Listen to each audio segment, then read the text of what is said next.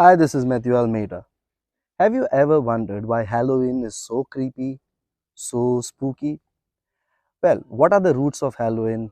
Where did it begin? How did it start?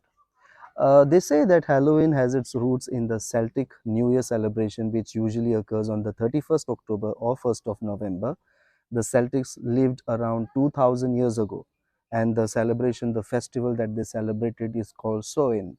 Now, what would they do on this day? It was mostly the harvest time, and this time for them was the day when the dead and the living would meet together, or the demons or the ghosts would be seen on earth.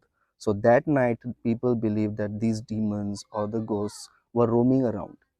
Now, what the people would do is wear some masks of, like, demons, what you see today, and they would make some spooky items or face mask and so on, and wear it and roam with it. The idea was that they would disguise themselves as ghosts or demons, and so that the demons and the ghosts which they believe were existing would not identify them as humans. Very funny, like.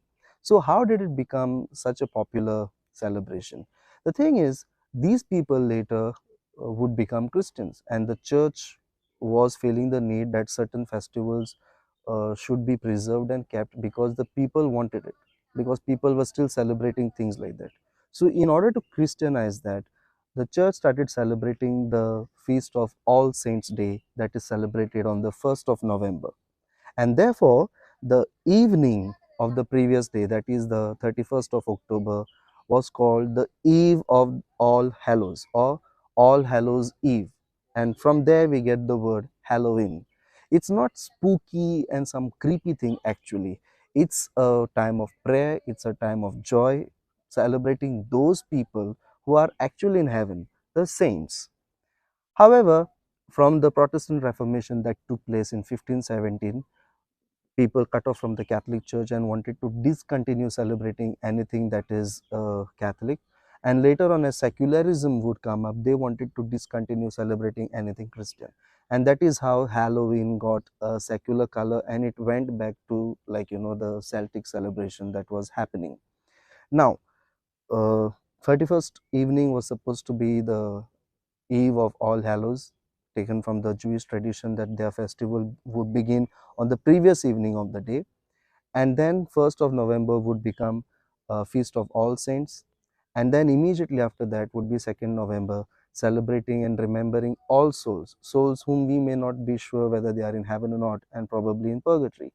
So this also has roots to ancient beliefs, especially in South Americas, where they celebrated the Day of the Dead, where they would remember their dead and believe that their spirits would come to visit their family members. So in Goa also we have certain practices where people, like, try to keep some food stuff outside, thinking that on the evening of the 1st of November the spirits of the dead come and eat those stuff. Well, that is to be termed as superstitious.